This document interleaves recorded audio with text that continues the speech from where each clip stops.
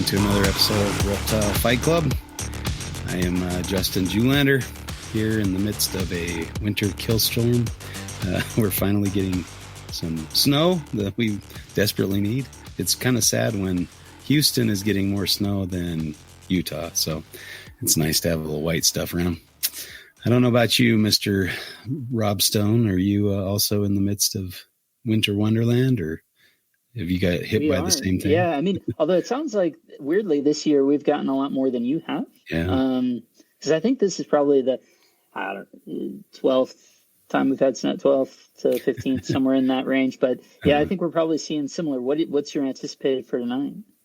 I haven't looked at the forecast, but we're probably at a good 6-7 inches over, or maybe even more overnight, like maybe 8 inches. They actually canceled some classes up on campus, so that's a rare event here. So, anywhere else they'll shut down the city, but here it's like it's got to be 2 feet or more, or else everything's staying open.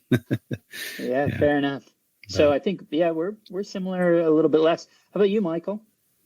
We're doing good here. Just snow all melted. A few weeks ago we had like 8 inches of snow over a few days, which is like the only snow we've gotten all year. Other than that, it's been 50 degrees, 40 degrees Fahrenheit the whole time. Yeah, it's crazy. Like, just rainy, basically. But what's typical for the year of Vancouver?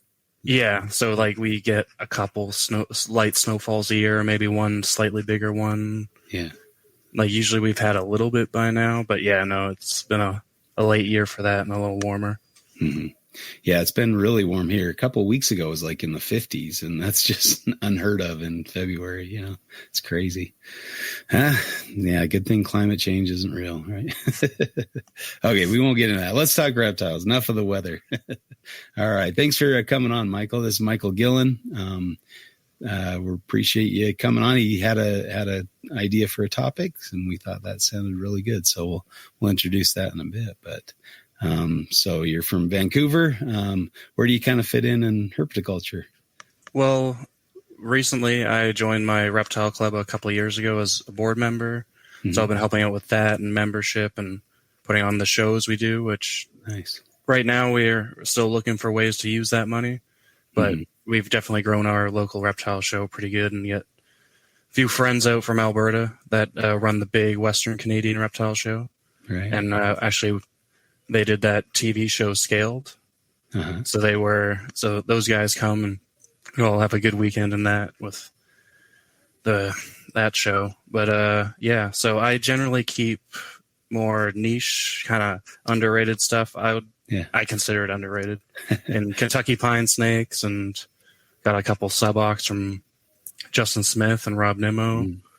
And in the last couple of years, we've kind of gotten into West Indian boas with the Strigulatus, the Bahamian boas. Cool. Which is kind of like my new kind of passion that I'm working into. So hopefully we'll get some more Eleuthera boas up from Steve Woodward in a couple months once the CITES comes through. Interesting. Nice. How is it to import things from the U.S. or from? Pretty straightforward. We have a couple shipping companies up here, and they both do non-CITES. Like that's pretty easy. You just have to declare what you have, kind of thing. Right. CITES, we have one company that does it, and for them it's pretty easy because they know the paperwork, and they also don't just do the U.S. to Canada. They do the U.K., Euro, like several places in Europe. I think they even do Hong Kong, Korea, Taiwan, all those things. So they seem to know the ropes. So you just pay them the money and they do the paperwork for you. Nice. Yeah, it's always helpful when you have the infrastructure to bring stuff in easily and kind of move things around a little more. I've seen some pretty incredible shipments that have come into Canada that I was kind of jealous of, but yeah, I don't know. It seems like you guys were getting stuff in when we couldn't in certain areas, at least my interest. So definitely. Yeah.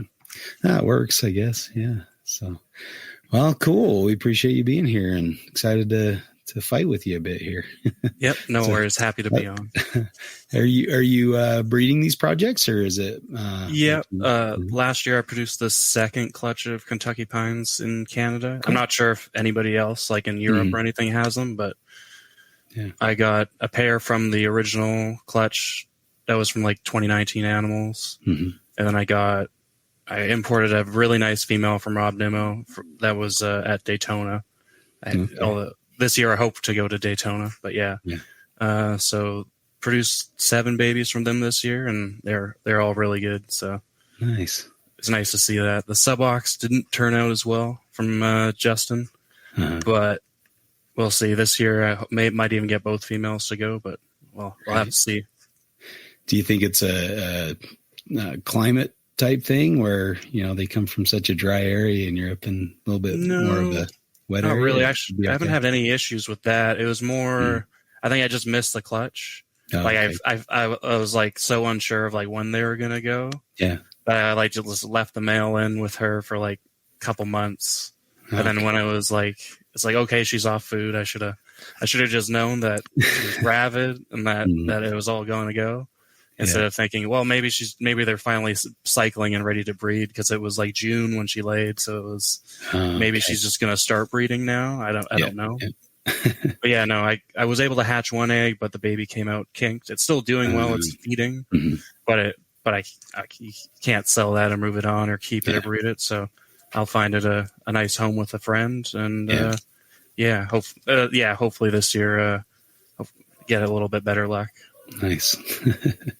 Yeah, that goes like that sometimes, for sure. Like, what do you do, right? You just learn from it and move on. Exactly. Nice.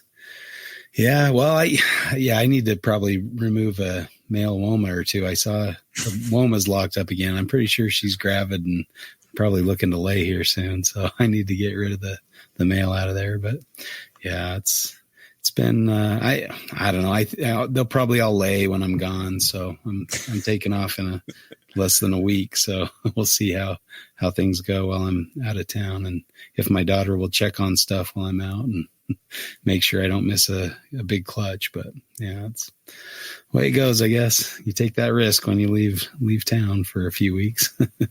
Definitely. Yeah. But I'm definitely excited to get somewhere warmer and see some, wild herps again. Always a good time. So where are you headed to? Over to Alice Springs in Australia. So awesome. Central Australia, and doing a little herping out there. It's my big birthday trip. So turning 50, good times. So the old man. I always thought 50 was so old, but yeah, not so much anymore. Now you're looking at Trumbauer, you're like, I got 25 more years. Exactly. Yeah. Yeah. I've seen some pretty healthy old guys out herping. You think, I want to be like that when I'm that old, especially when I'm retired and have the time to actually go do it. Hopefully have the resources to do it, because that'll be good times. Yeah. But yep. So we'll, I think the other guys are actually taking off in a couple days, except for Aspen. So they're going to get a head start on me. I think Jordan's starting in South Australia, and Jason is starting up in Northern Territory. He's going to go up to Darwin and pick up Dale, another friend that's coming along, and then they'll drive down to Alice. And then I think Dale has to leave a little early, so it'll just be the Americans after that. And I guess one kind of half Australian, half American. He's an American, but he's studying in Australia. So meet us out there as well. So that'll be fun. But yeah, I'm looking forward to it. Got a lot of lifers that I need to find out there. So hopefully we get lucky and hit a good time of the year and see lots of herps. But we'll see. Have you been able to travel over to Australia or anywhere out of the U.S. or Canada, I guess? No. Or into the U.S.? Yeah.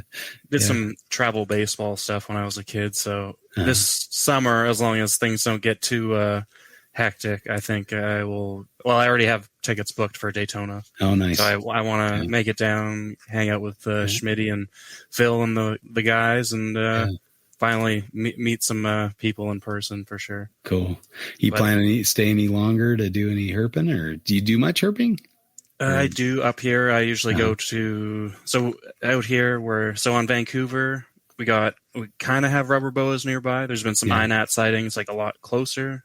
Mm-hmm. Haven't really gone out there in the summer, as we found some pretty productive roads out in the central Okanagan, which is kind of like the same terrain that Nick lives in, Nick Mutton. with the desert. Right. It's not really a desert, but it's like grasslands. It's pretty hot there all summer long. So we got Norpax and Great Basin gophers, rubber boas. We've been very productive with the rubber boas since we started looking. Oh, cool. Usually every trip we get a handful of them, kind of thing. Yeah. Nice. Yeah. Well, that sounds good. That's nice to have local harping that's productive and exciting. Little rocket runs that are nice, quick. Nice. Change of scenery. Yeah, for sure. How about you, Rob? How's everything going for you? All good. I'm very jealous of all the things that are local to Michael. I need to try and mix in some of those. Certainly, Norpax fit into that box. Rubber bows fit into that box. So, I'm trying to figure out how I can make all that work, for this year. But not going with you to Australia. So bummed about that. But I know you guys will have a ton of fun, a ton of success. So I'm excited to hear about it when you're there and then when you come back. So I already know what the return episode will be. It'll be me sitting here super jealous. So. Right. Oh man, I'm glad I had a cold last week and I still have a little bit, kind of hanging on there. I keep playing water polo and that doesn't help it much. So I'm glad that I got really sick right before or the week before I leave so I can be healthy and good on the trip. So got to get that crap out of the way first and then hopefully it'll be all the way gone by the time it's time to leave. So I'm feeling pretty good now. So I think I'm out of the woods, but definitely some bugs going around recently. Yeah, right. Good thing there. Well, I'm not going to get into that either. No politics either. I just about launched into that, but okay, let's keep talking reptiles. All right. Well, let's see. We're going to be talking about the Endangered Species Act and kind of listing animals and if that's you termed it a death knell for the the species in captivity. Species. Yeah. It is listing an animal on the endangered species list. Bad for that animal in captivity, or can it help it in some ways, or things like that? I mean, is the endangered species list outdated, or does it still serve a useful function? And how does that impact things that we keep and breed in captivity? So I think it's an exciting topic, and we appreciate Michael for bringing that to us and being willing to come on and fight with us. So we'll go ahead and flip the coin to see who gets to fight with you today. So go ahead and call it, Rob. All right. Tails. It is tails. You win the flip. Would you like to fight or defer? Well, I put in a lot of thought onto this, so I will fight, but okay. I'll certainly look for any interjections that you're willing to I'm sure I'll pipe in there somewhere. I can't stay too quiet too long. All right, Michael, you go ahead and call this one. See which side you get. Heads. It is heads. We got 2 winners today. So I'll choose the bad guy. Okay. For the Endangered Species Act. Okay, so in support of the Endangered Species Act and that it doesn't really impact us that much with captive projects. Okay, sounds good. And as the winner of the coin flip, you get to decide if you go first or if you defer to Rob. I defer to Rob. All right. I'm sure Rob was ready for that one. Yeah, sure. So a little bit of legal background context, or even what brings us to the context now, I think maybe is useful, right? So a lot of the reason that this is timely is because Fish and Wildlife Service, using emergency rulemaking, added Borneo earless monitors, blue tree monitors, amongst others, as listed species under the Endangered Species Act for 240 days, and then during which period of time they'll accept comments about that and then go to a final rulemaking out of that. The comment period, I think, is ending next week. So we're really kind of on the back side of that. The Endangered Species Act is from 1973. CITES, similarly, is from 1973. There have been calls locally here in the U.S. to modernize the Endangered Species Act because it's effectively unchanged beyond the listing and removal of species from its uptake in 1973 to really focus on native species, where the impact has been greater, whereas CITES is focused on non-native species. It's species across the globe based on member countries and things. As I say, similarly, 1973, it went into effect in 1975 when the 10th member country ratified it. At this point, we're at about, I think it's something like 185 member countries, including, I think, all of the EU countries are members at this point. So most of the globe is a member, but that took a long time. I couldn't figure out exactly what the sort of lines of demarcation were, but it was certainly kind of slow to start. The point of the Endangered Species Act, particularly including non-native stuff, was to try and limit, effectively, it's being the world's policeman, right? At least relative to U.S. influence, saying like we won't have people in the U.S. engaging in stuff that's problematic because other countries aren't effectuating wildlife trafficking laws, is basically sort of where it had come from.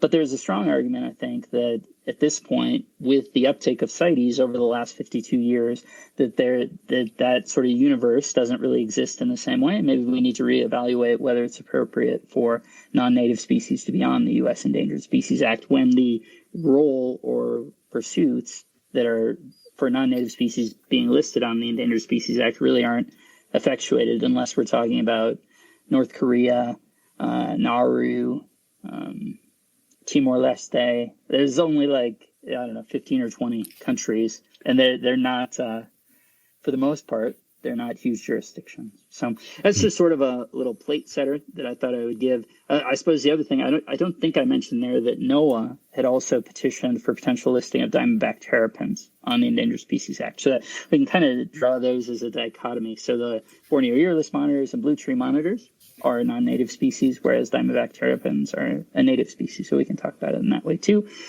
But yeah, that was just sort of a legal plate setter. We can get into the impact of all that. But I'll pause for breath. And Michael, if you have anything off the rip, we'll go there and then we can get into it. I just had a quick question on, so you said there's 10 member or countries that make up or decide on which gets listed on the Endangered Species Act. So no, it was just, so originally, right, it was a lot of these international treaties, they actually come into force when member countries join and then effectuate legislation in their own country that essentially codifies what they've agreed to as part of the treaty. Okay. So it was initiated in 1973, but it didn't actually go into effect until 1975 when the 10th member jurisdiction ratified it and sort of took it up within their law. At this point, we're at approximately 185 member countries. Okay. So, and then they decide now, are those countries where, like Indonesia and listing the blue tree monitors and, is that how it's working or is it kind of a scientific consensus type thing? Sort of. It's different entities can bring proposals to bring something, be it a species within their jurisdiction or not, right? In this case, the lanthanotus and the blue tree monitors are being brought by the U.S., notably, not Indonesia. Yeah. Although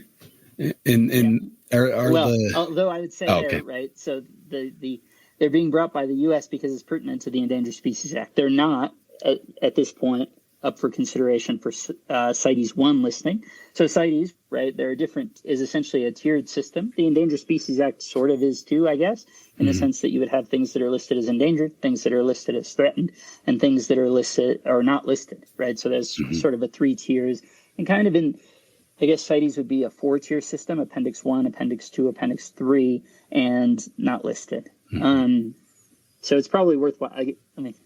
Let's table set a little bit more. So Appendix 1 for CITES, which again is the international entity, Appendix 1 listed species are prohibited from commercial trade across jurisdictions, essentially. There's theoretically a carve-out for verifiably captive-bred CITES 1 animals, but a lot of jurisdictions just don't engage in that, the U.S. notably being one. It's very difficult. I know there's been we see that with green Sanzinia, importing what are verifiably captive bred green Sanzinia in Europe with paperwork the U.S. will then sort of judge that paperwork of those founder stock and this sort of thing. But you need CITES paperwork from both exporting and importing country, and those animals cannot leave your possession, right? Or something along those lines? Yeah, it gets super fine point. The easy generalization for a CITES 1 animal is that they can't be engaged in commercial trade internationally. Appendix 2 is they're essentially quotas, so that there's designated amounts that there can be additional specifications, like they need to be captive bred in the country of export. We see that with condor pythons, green trees. All the Prasinus, I think all of the Prasinus complex monitors are supposed to be at least F1, if not F2 captive bred to be exported from Indonesia. Again, all of this can then sort of interact with pragmatic, is that what's really happening? Sort of the law versus implementation of the law or effectuation of this stuff. But in general, Appendix 1, no commercial trade internationally. Appendix 2, there's regulated commercial trade. Appendix 3 is less common than you would think, and it's more just sort of a tracking the numbers rather than regulating what's happening. It's trying to get a sense for it. So theoretically, those are things that might be perceived to be trending towards inclusion on Appendix 2, where they want to try and record what the level of trade is. Non-listed aren't subject to those terms and limits. Okay. For the Endangered Species Act, as I say, there's endangered, threatened, and not listed. Endangered certainly fall into that box where they can't be. So the Endangered Species Act is a U.S.-specific law that deals with interstate commerce. So, and while the definition is not quite as plain as it might sound, essentially federal law applies to things that are actions occurring amongst the states, right, or amongst people from different states, at least theoretically. And so that's why, in the context of Endangered Species Act listed species, a lot of the conversation is, I'm free to sell it in my state, but if it's going to someone out of state, that can't be involved in commercial trade because that's interstate commerce. Mm-hmm. Now, as I say, variably over history, the metes and bounds of interstate commerce is subject to a lot of case law and a lot of sort of interpretation and things. But in general, it would be fair to say that, Colorado and Utah, those are different states. A transaction between us would qualify as interstate commerce for sure. Mm-hmm. And so a listing, I believe, either of endangered or threatened prevents commercial transactions across state lines. Okay. I couldn't sell an Endangered Species Act listed animal to you. I think the difference in terms of impact between endangered and threatened, those rankings, is sort of the difficulty in getting a permit. So, and I think that's basically it, is that on threatened species, like I think eastern indigos are threatened, not endangered. Yes, same with the pine snakes. And the pine snakes. So in general, if with that threatened listing, it means that you could apply to the federal government, have more or less success submitting an application and getting approval to engage in a interstate sale. And that's a lot of what we see in that space. I think probably if it's a listing of endangered under the Endangered Species Act, that there's no commercial trade amongst states at all. Like it's not, I could get a permit to engage in this transaction. I think that's the distinction. Obviously, in the same way, not listed falls into that not regulated under this law category. Mm. But right. One is international with all its ratifying entities, and the other is just the United States. Okay. Well, thank you. That is definitely some good place setting, and appreciate it. I'm sure our sponsor is happy. Just a shout out to our sponsor, Mutton's Choice Powerlifting Gloves. Buy them, lift stuff, be happy. All right, Michael, what do you got for us? Alrighty, so where do I start? Well, you get in some parts, the Endangered Species Act is only affecting those who are very keen on commercial and selling the animals, as it is still legal to gift these animals to other people. The keeping and breeding of them has no reason to stop, nor should it really stop people unless they're truly just engaged to make a profit off of them. Right. Which obviously it costs money to run our collections and keep these animals. But if you can always keep other things to do that. Mm-hmm. And through the non-commercializing, it would truly weed out people who are only in it for the money and aren't actually there just to keep these animals, to keep them around, keep them as genetically diverse as possible. As we've heard with the Puerto Rican boas, their study was shown to be very genetically diverse through the many years of not having new blood injected into that, other than some of the animals Jeff Murray has been able to bring into that blood pool through his connections with ESA zoos and whatnot. Mm-hmm. It does seem like there's some groups that are more interested in gifting than selling. And, you see some like with the Puerto Rican boas and things like that, they seem to have a following where they're more likely to gift those than to try to sell them. Whereas something like a radiated tortoise, you see ads for those all the time, just like Florida sales only. And, you got to pay a couple grand or more to get one. For sure.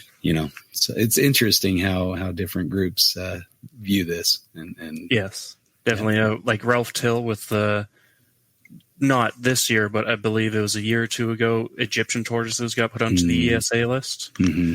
And he's now created a group of people who are not an official organization, but a group of people that are willing to share bloodlines and gift animals to each other.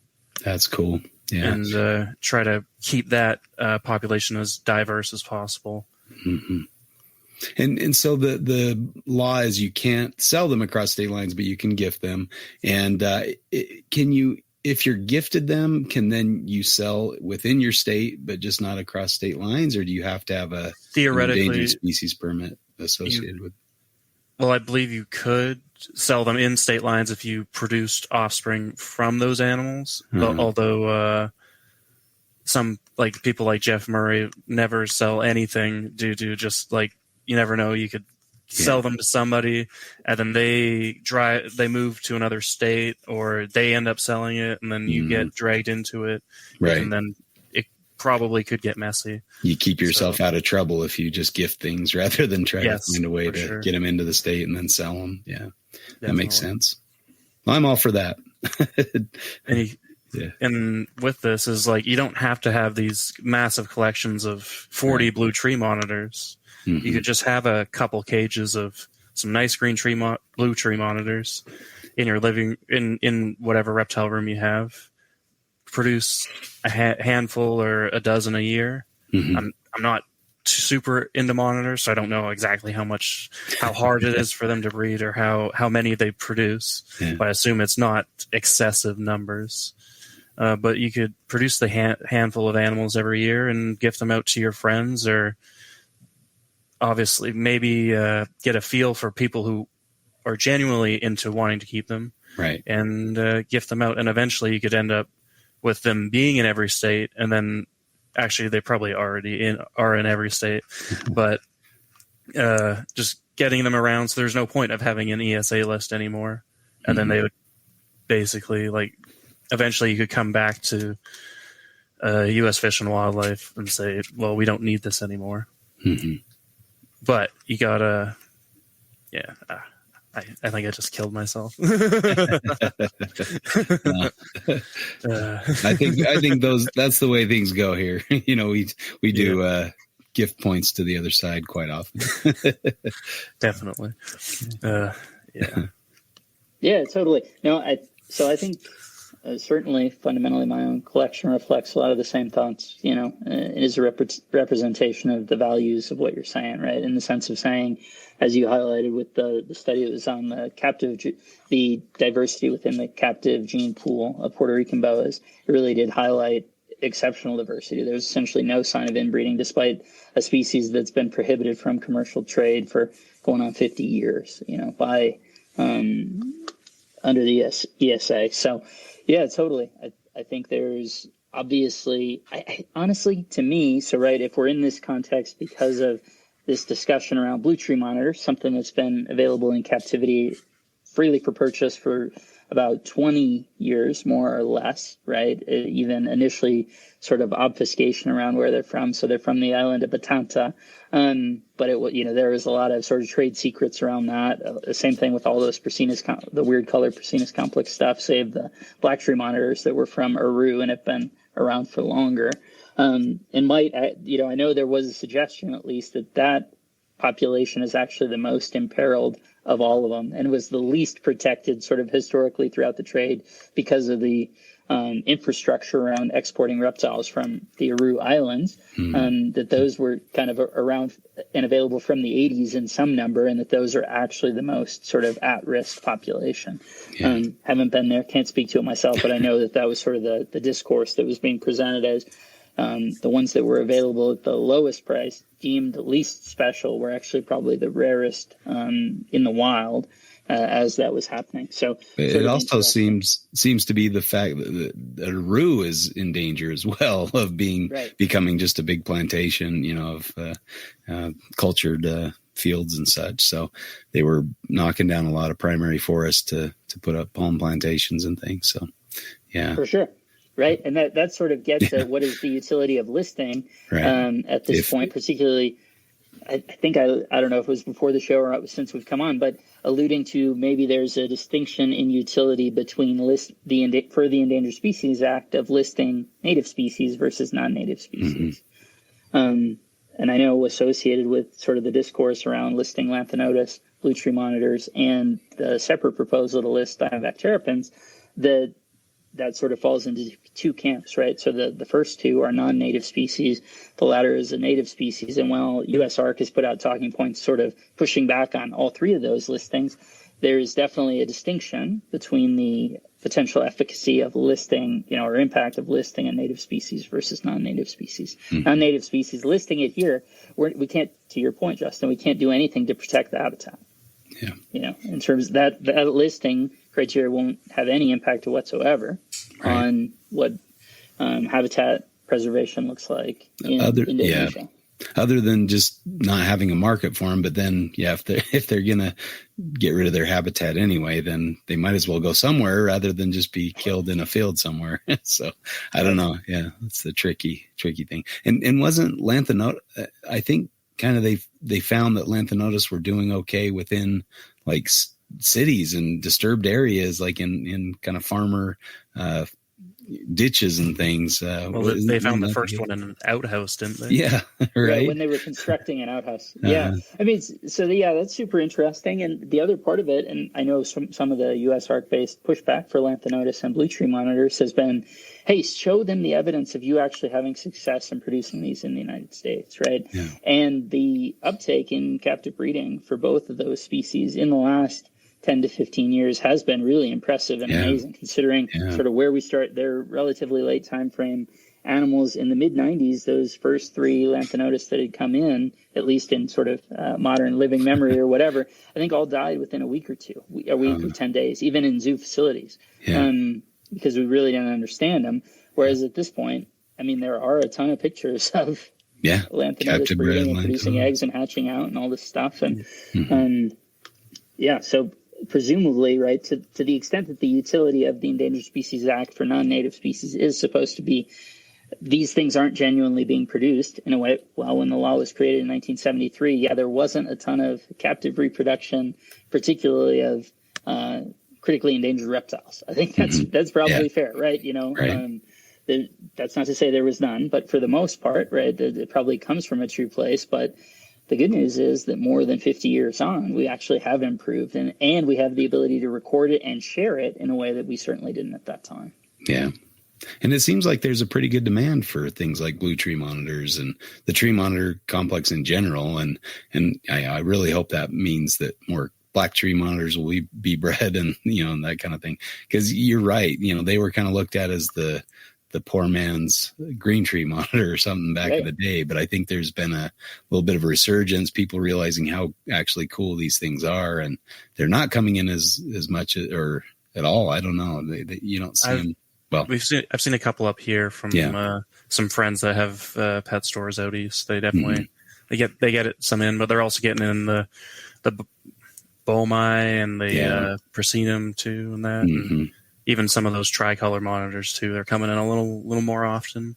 Yeah. But who knows if some of that stuff is actually captive bred, because some of it does still look kind of questionable. They do mix in a lot of wild caughts with the it seems. Yeah.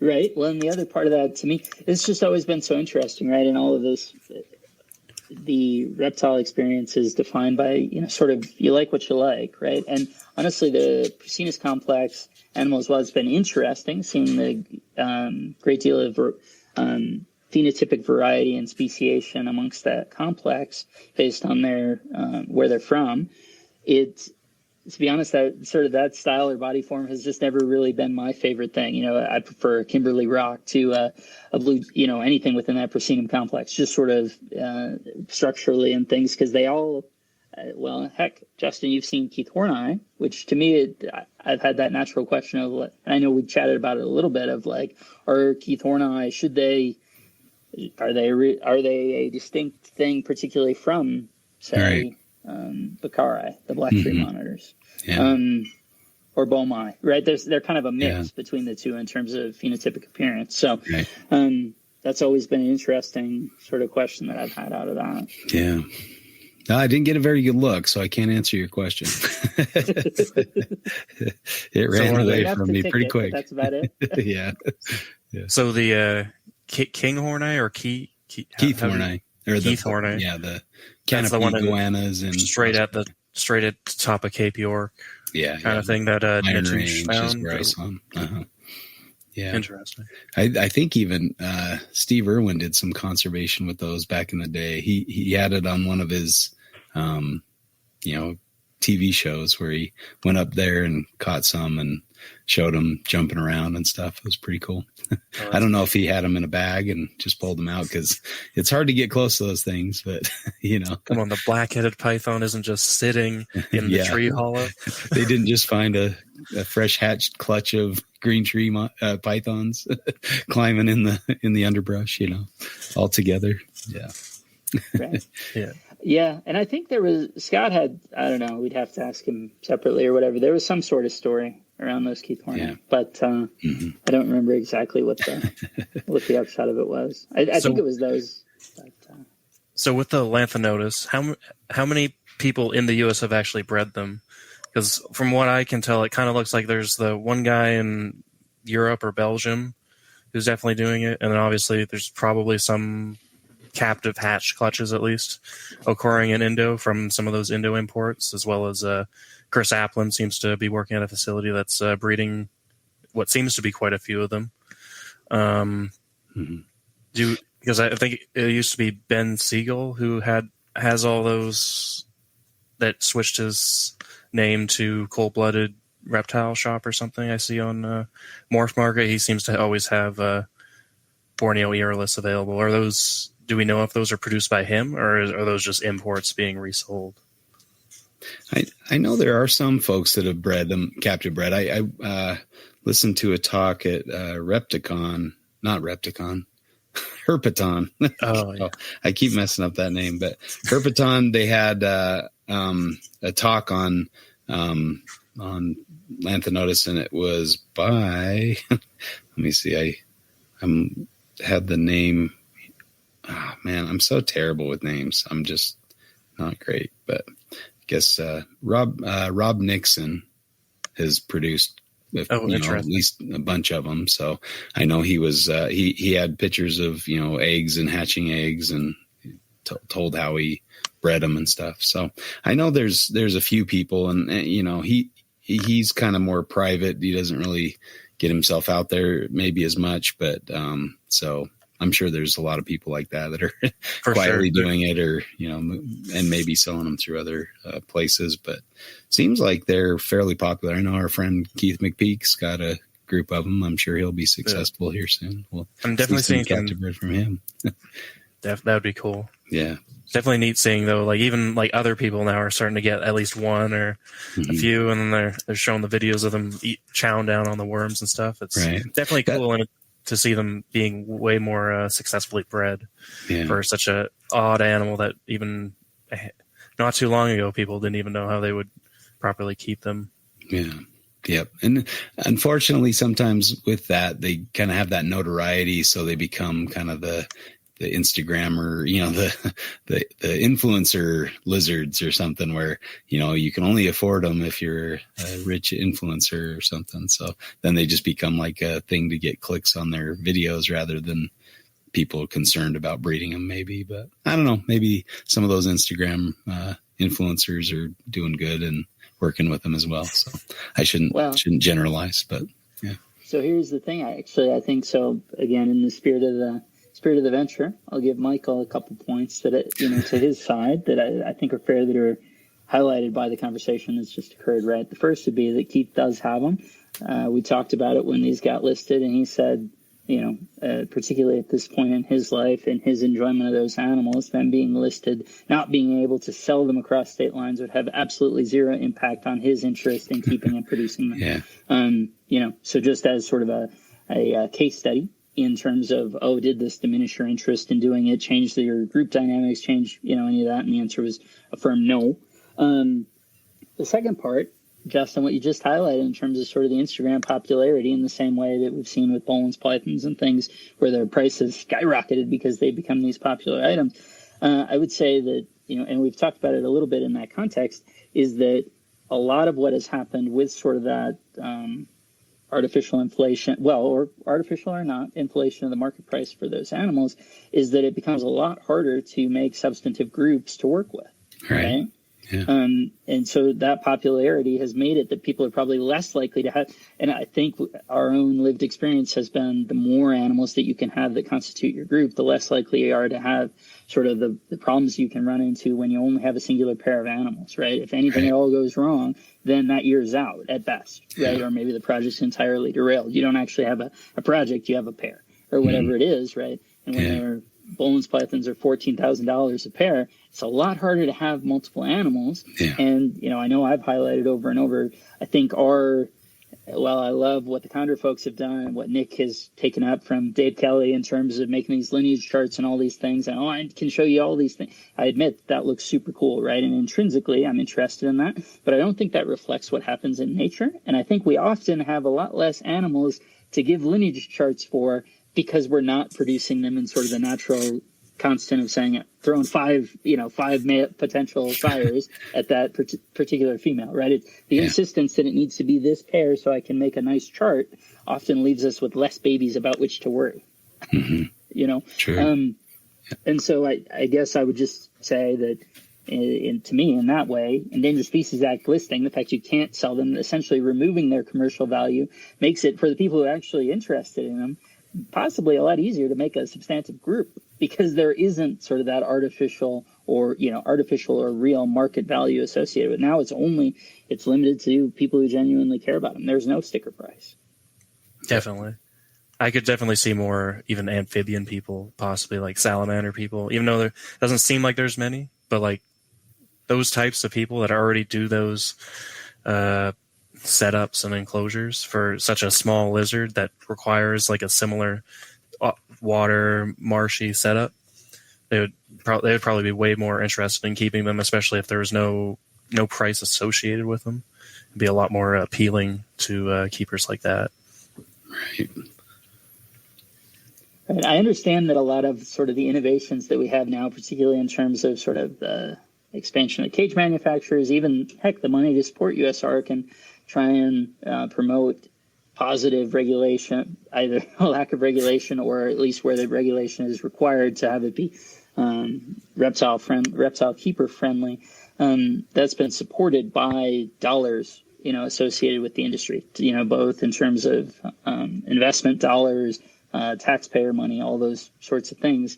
I acknowledge that. Simultaneously, there is sort of a socialist paradise ideal to the idea of, like, if everything cost the same, and that same was, essentially not, the non-defined X, that everyone would be keeping what they liked, and the diversity of what might be kept would probably go up, right? In terms of, Yep.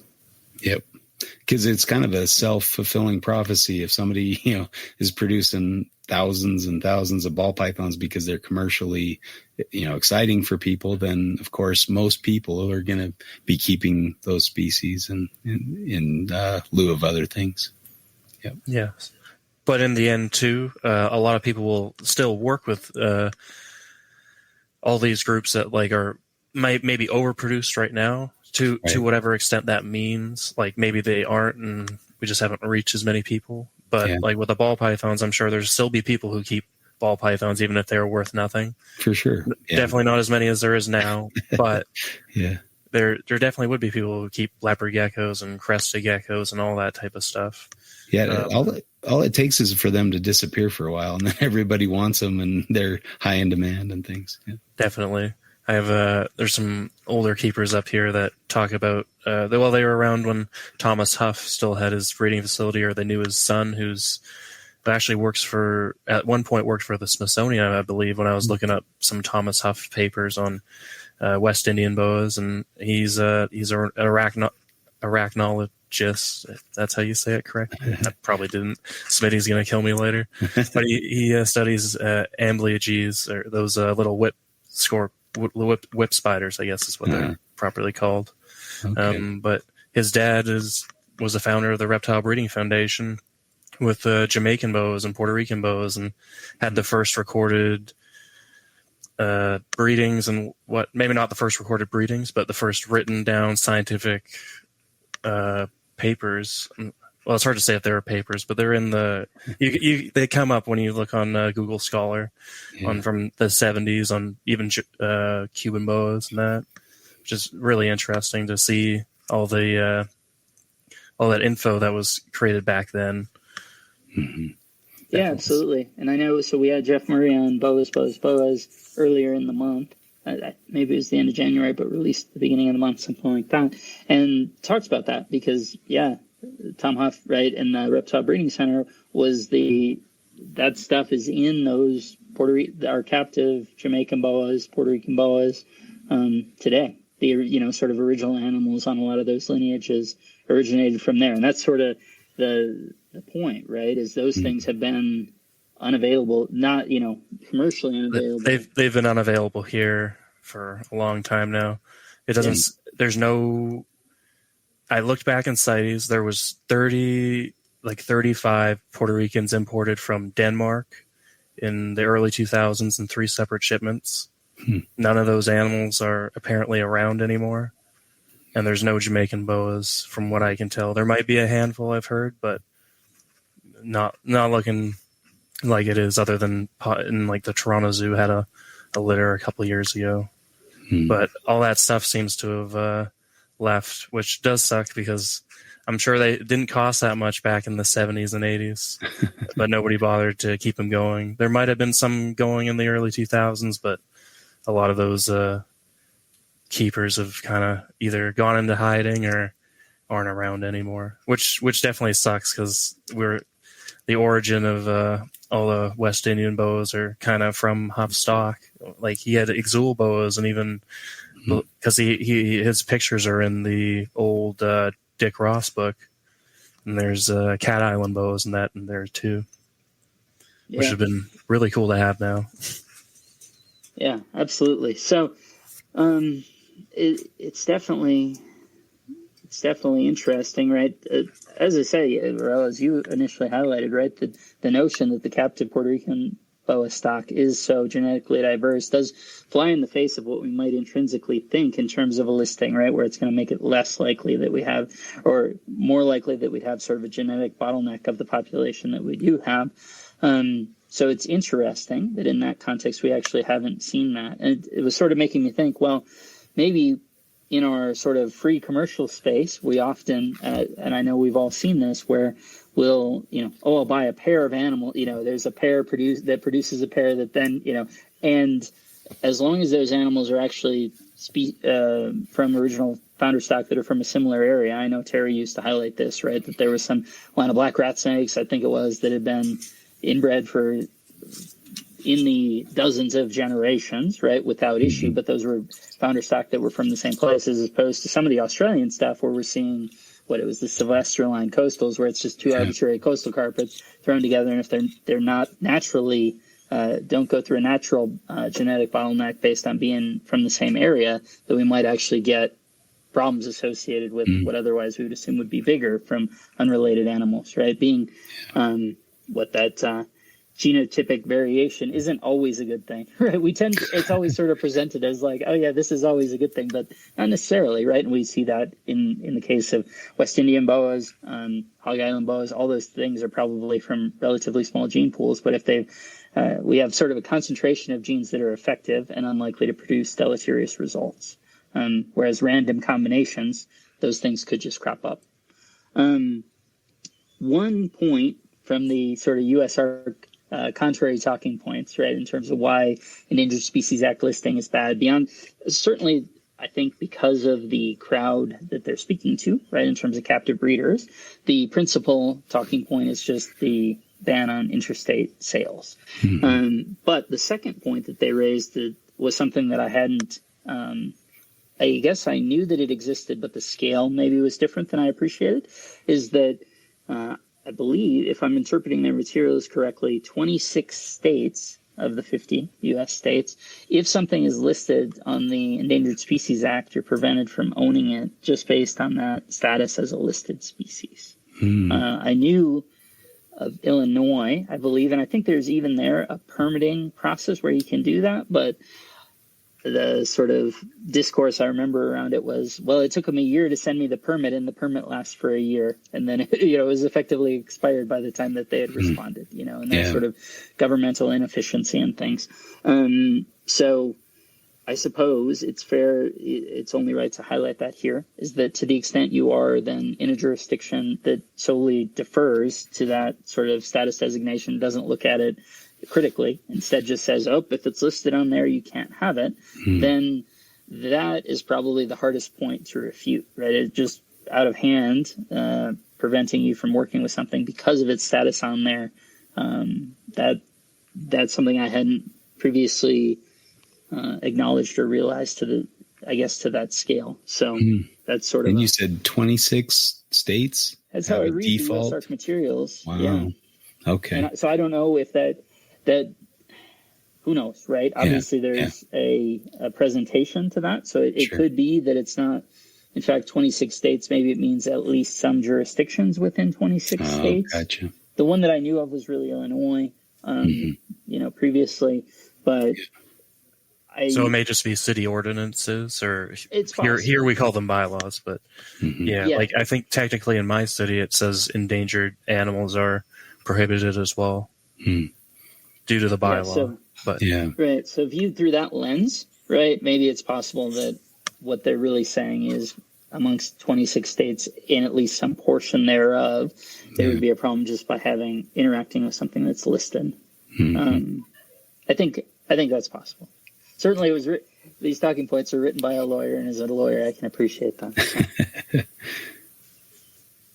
The other kind of points that they had listed to me are more build upon their sort of principal point, which is just the lack of capacity to sell. That I think we've talked through a little bit, is just disincentivizing captive breeding, halting, expressed differently, halting the global population growth through herpetoculture, thwarting breeding programs sort of under human care or in captivity, and I guess finally criminalizing pet owners. So those are sort of multiple expressions of the same maybe three core ideas that are presented there.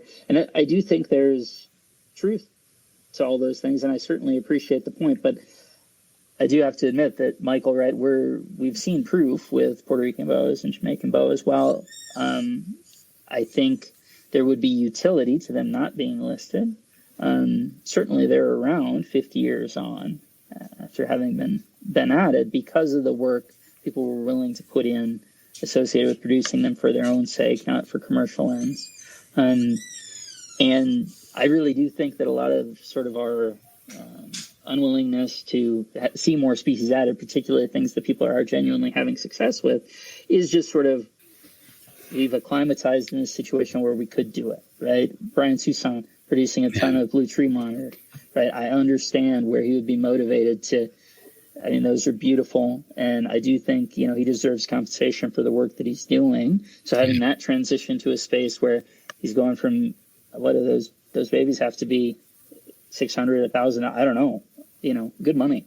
And I'm sure he's invested a lot into the infrastructure to make that plausible. Kind of being in that space as opposed to, as you highlighted, Michael, the people who are working with Jamaican boas now were not the people who were working with them when they were added to the list more than 50 years ago, right? So we don't have sort of those operate. And even 50 years ago, there probably wasn't someone who was similarly invested as Brian is now with the Blue Tree monitors into sort of that infrastructure, is making those sales, is seeing the reward for his labor on that. And then to have that taken away for at least 8 months, just seemingly arbitrarily, I can certainly understand where that would be unsatisfying. Yes, if I remember right, the Chris Applin episode that they did with Michael Cole and was it Brian Susan? I vaguely remember, but they were talking about how basically, I believe U.S. Fish and Wildlife or whoever proposed this, they sent a lawyer over to the island where the blue trees are during the dry season to see if he could find any. And obviously I think he found one, luckily enough, as Chris would say, because as Chris says, it's in that time of year, you're lucky to even find any at all in the dry season. But if you went there with locals in the rainy season, you could find a few more. But then we have to remember that these are for even researchers, they're very hard to find and create population densities for. So it's a very poor basis on even the listing in the first place, making them seem like they're extremely endangered when, as we know, the black trees, if any one of them was going to be listed, it probably should be them and not the blue trees. Yeah, absolutely. And I'm certainly, in general, skeptical of this sort of regulation and things. I guess and certainly Justin and I have spent enough time looking for goannas that are not being commercially hunted and had enough difficulty finding them to kind of highlight that. So, yeah, I certainly appreciate that point. I think, too, right, a fundamental pushback is just saying, what is the utility of us listing non-native species when there's an entire regime that now, more than 50 years on, has been taken up and is designed to deal with, to protect this sort of infrastructure and encourage the member states where those species are native to protect the habitat and protect them from exploitation for a inordinate level of commercial trade, whatever that might be, whether that level is any, or if it's 1,000, whatever that regulation needs to look like. It's really, at this point, we have a structure where member countries, societies have the capacity to set and define those limits for themselves. There's an argument that it's really sort of an imperialist narrative that we're applying definitely to the world, saying, hey, Indonesia, you're not doing a good enough job protecting blue tree monitors on Batanta. And really the only effectuation that's going to have is preventing people who were already working with them in the U.S. from, being able to sell them as opposed to just giving them away. It really will have no impact on the wild population, where that listing on Appendix 1 for CITES would not. Right. It definitely seems a lot similar to how it seems like U.S. Fish and Wildlife in certain ports does not allow the Aussie wildlife to go in or out. Mm-hmm. But then in some ports, they do seem to let it through, as Ashley has been able to, I believe, even get some, shinglebacks, I'm pretty sure, and maybe even some other stuff to, I think Dan Rowe, I believe, was able to get some from her. But it seems to be hit and miss. Yeah. She doesn't even guarantee. The arbitrary whim of the particular inspector or whatever, which obviously isn't the way the system is supposed to work. It's the antithesis of how it's supposed to be. Yeah. Yeah. There's many Well, a couple examples where I've just been pulling my hair out, talking to fish and wildlife officers, trying to get import permits or export permits for something that I brought in from Europe as a captive bred animal, had it stamped by, it was all, the paperwork was all in order. They all came in legally. And then I bred them and I wanted to send some back to Europe. They said, no, we can't tell that they're, they weren't sourced from the wild. And I'm like, are you kidding me? Come on. What more do you need? But I don't know.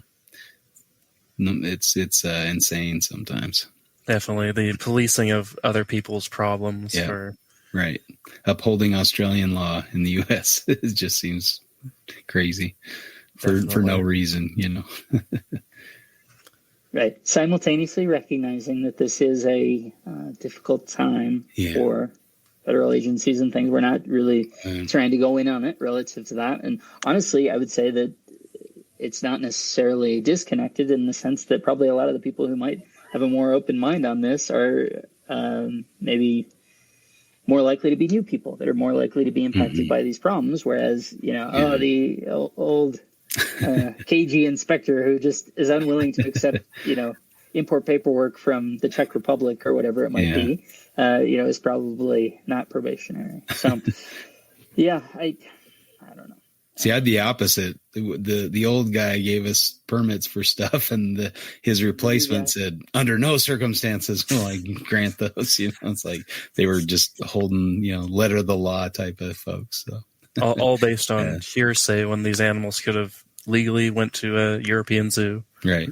And had legal paperwork. Yeah, it's kind of funny. But I guess that's the way it goes. Yeah, definitely. Or particularly galling, right, in the instances where they do have legal paperwork. And, frankly, it's like, it's not within your remit to tell me whether you think this legal paperwork is actually, was achieved by ill-gotten means. Is it legitimate paperwork? You said it is. Therefore, right. process it. I'm not asking you. I'm telling you. They said, we have no record of that. Like, I'll send you a copy. I've got the permit right here, stamped by you. So. Oh, my goodness. So, I don't know. Do you think, either of you, do you think there are other points that we should hit on here? I think it's certainly timely. I'm curious. I have a question for Michael. So, if some of these things get listed, what steps would you see needing to happen to ensure that they are available and produced in captivity for the next several generations? There definitely would need to be a framework of people that want to keep these for the long term and keep them around. Mm-hmm. So there definitely need to be a group of, whether it's 8 people or 20 people in some type of coalition, to whether it's actually gifting them or just, it's hard to say because Ralph Till and that were asking the question when he was on the Let's Talk Turtles podcast about, well, could we just send you the animal? It's still my animal. I'm not selling you the animal. I could just breed or loan it out, breed it, and then send it back after a couple of years. Gotcha. And would that be legal? It sounds legal. Yeah. But if for some reason something happened, would it be? Right. Definitely there would need to be some sort of framework and a plan with that group of people to continually create a diverse gene pool and get as diverse as possible, have as many different animals from as different imports as you could to keep that bloodline as strong as possible. So in 50 years, maybe they change the ESA list, abolish it, and only make it, as Rob, you say, for native species as that's what it probably should be for. Mm-hmm. In Canada, we have a similar list that's not that the herp community doesn't seem to even know about up here, as stink pots and rubber boas are listed on it. Yet you see people out east or out west with certain animals at it. That's well, according to this list, nobody in Canada should even actually own this, Canada wide, even though you see people with one or the other. And they're banned in the province to keep that they're native to, but they're also federally on a list that is not necessarily enforced either. But yeah. Yeah, I'd really worry about something like a monitor lizard, just because I know how difficult they are to keep. And I mean, they kind of burn you out, I think, a lot of times, compared to something like a boa or something that's a little less, high metabolism, high maintenance, that kind of thing. And so I'd worry that, that group, although, there may be a lot of people who are really interested and really like them, they still get, like, oh man, I can't do this, especially if I'm not able to sell the offspring, not because you see, they're several $1,000s a piece for captive bred tree monitors. And so, if you kind of take that away and, you're only able to gift them, I think people might get burned out a little faster, like, hey, I did my deal. I bred them for 5 years and, now it's just too much work and too much effort, too much, too expensive an electric bill and feed bill to keep these things going just to gift them to people. So, I worry about if those kind of things play into it, which I'm absolutely sure they probably would in the long term, success of these kind of projects. It could probably strengthen it though as well, as it gives you a purpose to keep those animals. Yeah. Instead of just, well, I'm going to keep them and hopefully make this much money. Yes, it's going to cost me a lot, but I'll still make this money. Instead they could just have the mindset of, I'm doing something for a good purpose. Yeah. And it could give some people that extra bump to just keep it going. Right. But I could definitely see where you're coming from, where it could also burn you out for the other reason. Yeah, that's just a fear that kind of in the back of my mind. I wouldn't want to see blue tree monitors disappear, just because, well, we have all these others that we can produce and sell, and but hopefully somebody who is producing and selling the others would also maybe keep those just as a, to contribute to the overall good of the world, to be able to see captive bred blue tree monitors in the hobby. Yeah. Do we know how, if any of these ESA listed suggestions in the talk, as we're in that 280 days, have these ever been declined or pushed back or anything? Yeah, I mean, it certainly can happen, given sort of the nature of this edition, or the way it was being approached from sort of the emergency listing with them placed on there effective immediately. It suggests sort of all of this is being viewed through a particular lens, which is to say, okay, if we're in a lens that thought this was sufficiently an emergent risk to call upon emergency rulemaking and depart from sort of the usual track, I don't know that suggests an entity that's really open to feedback, right? Maybe there's a particular result that's being driven towards, and I would imagine that part of this would be, and realistically this can happen, that to the extent then that they get a ton of feedback that then they don't seem to appropriately weigh or measure, I would imagine that there would be entities that might then be willing to, essentially sue, saying, okay, from an administrative law perspective, you didn't actually account for the evidence. You had your desired goal in mind, and you just acted based on that, contrary to the evidence that was presented to you in normal course. So I would say that based on sort of the way it had been approached, unless all the changes of super late, have, kind of changed the dynamics sufficiently, then I would think we're probably in a space where they'll probably be added, and then you'll probably get legal challenges around whether that was an appropriate decision in light of the evidence that was received, whether they really constructively looked through the feedback and adequately weighed the, sort of the inputs that they received. Mm-hmm. I wonder too if all the changes in the government and all the, that's what I mean. If that's what sort of impact that'll ultimately. Yeah, maybe the person who was pushing it is gone, or maybe they're not, and it's just still going to go straight through. Saying, hey, let's take a step back here.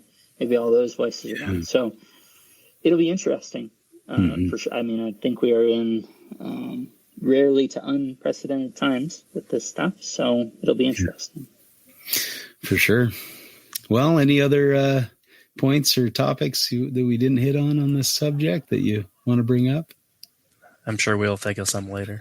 Yeah, right. As soon as we say goodbye, I should have said this. Right on. Well, I think it was a productive and interesting discussion for sure. I wasn't aware of a lot of these aspects, and so I appreciate your time and effort to prepare for this and to look into this stuff. So yeah, thanks again for bringing the topic to our attention and coming on and fighting it. So it's been a great time having you on here. Where can people find you? Just on Facebook or Instagram. Just my name. Yeah. Michael Gillon is all you need to look. Gillon. Yes. Not to be confused with the Gillon of Gillon's Monitors fame. No, not that special. Well, thank you guys for having me on. Yeah. Yeah, thank you. Thank you for the inspiration. And I do think it's timely, right? I mean, that's a big part of it, that sort of the appeal and intrinsically interesting to me. But yeah, just the timeliness relative to the sort of multiple proposals that are going at once and the upheaval and all these things. Definitely seeing the some of the people freaking out right away, thinking they're illegal, cannot keep it all anymore. No one can keep them, and while that may be the case in some parts of some jurisdictions or whatever, that in general that's overstated for sure. Yeah, kill the horrid creatures, and they're lizards too. Yeah, we. Well, I think, having that understanding that you both have kind of brought to the table will be very helpful in the whole effort, to counteract these things or to put in your comments or whatever. So thanks, guys. Anything cool in the world of reptiles that you've come across this week, or have any recommendations for people to check out? I got a new book I'm excited about. It's Snakes Without Borders by Rick Shine. That came in the mail this week, so I'm excited to dive into that a bit and do some reading here. I just finished an older book, the Bruce Means Stalking the Plumed Serpent. So I'm finally finished that. I just kind of had it on the bedside and I'd read when I got a chance. But what a great book. What a fun, I just love those kind of first accounts of working with reptiles in the wild or stories about finding them. So it's a great book. If you haven't heard, check that one out. And Snakes Without Borders looks to be somewhat similar, stories about studying snakes in the wild. So pretty cool.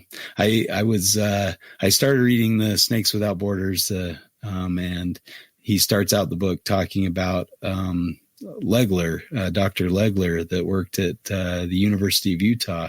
And when I was, on my path to become a herpetologist as a young kid, I think I was in high school, maybe, I went and visited his lab at the U of U and was able just to chat with him. I don't know how I even got in contact with him or why he let me into the lab, but he took me in, was telling me really cool stories about turtles and, some of the discoveries he'd made. And so it was cool to see that he was a kind of a role model, or what's the word I'm looking for? That he played that role for Rick Shine as well, where he was helping him. An inspiration. Yeah. So pretty cool. But yeah, I was really privileged to meet Dr. Legler before he passed away, and just hear those stories was just really cool. I don't know why I wussed out and didn't go down the herpetology route, but oh well, I can go have those adventures in field herping, I suppose. But yeah, good stuff. Anything from you guys you want to share or that you've seen that's been cool? Well, recently I read Romulus Whitaker's book that he came up with, I guess, last year. My friend got it for me for my birthday. Oh, cool. And it was very good, very interesting. At some points you're like, oh, is this like even about snakes? And then by the end of it, you're like, I need more. I need another whole book. Yeah, right. So I hear Rob got the book, so I'm sure he'll enjoy it just as well. Nice. But yeah, it was very interesting, and and you'll see how it connects with certain other things that we all know about, whether it's a serpentarium in South Carolina or herping or traveling the world and just growing up in a time that none of us have been around for. So yeah, it's a very good book. I believe it's called Snakes, Drugs, and Rock and Roll. So it's definitely good. Yeah. No, that's cool. I'll have to check that out. I've got just, I mean, you can see I've got a big pile of books right next to me that I need to dive into a little bit better. But yeah, I keep buying more books, but I don't have as much time to read them. So I guess maybe in retirement I can finish a bunch of books. Start working through them. Yeah, I know that. Yeah, you had mentioned that, Michael, about the Ron Whitaker book. Yeah, I got it a year or so ago, but I haven't prioritized it. So I'm almost through the book, actually. So I don't think it's Gordy Schuett's involved, but it's not an eco book, but it's the snake identification in the ancient Egyptian Brooklyn medical papyrus, which so essentially it's the papyrus text from what is it? Well, so it doesn't have a definitive age, but at least 4,000, 5,000, 6,000 years old, something like that. And reading through it and trying to figure out, okay, what is the? It's interesting where it's essentially defining what the snake would be and then what the appropriate treatments would be based on this. Wow. And I think I'm 3/4 of the way through it, and when I was 3 pages into it, I said, actually, the person this book was written for, the singular person this book was written for, is Phil Wolf. So as soon as I finish it, I'm going to send it to Phil, because you got to read this thing, man, because you are the intended audience for this book. That's cool. Yeah. There's definitely an audience for just about anything out there. And Phil, it does sound like that would fit him very well.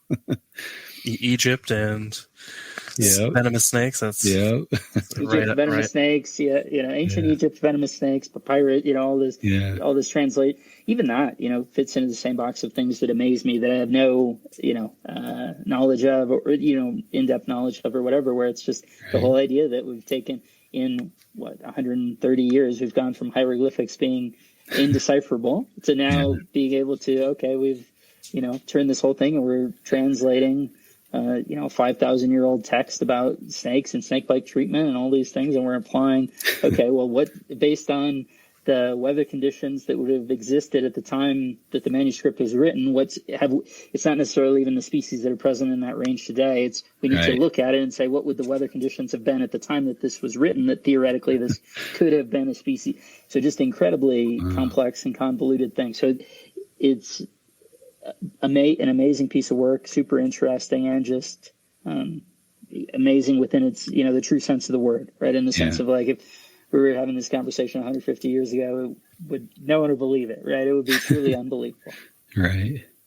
Yeah, that was cool. I did get to visit the museum in London and got to see the Rosetta Stone and got kind of geeked out about that.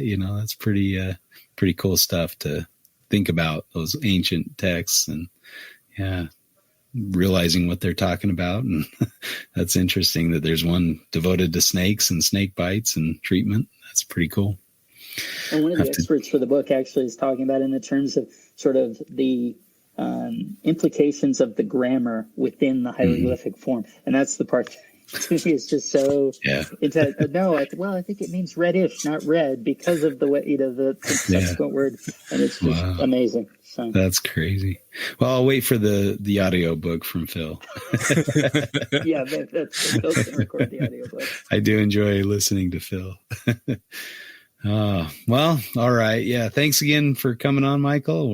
We're thankful to Eric and Owen and the NPR crew for hosting us, and thanks for all the hard work they do. And thanks for listening. We'll catch you again next time for Reptile Fight Club.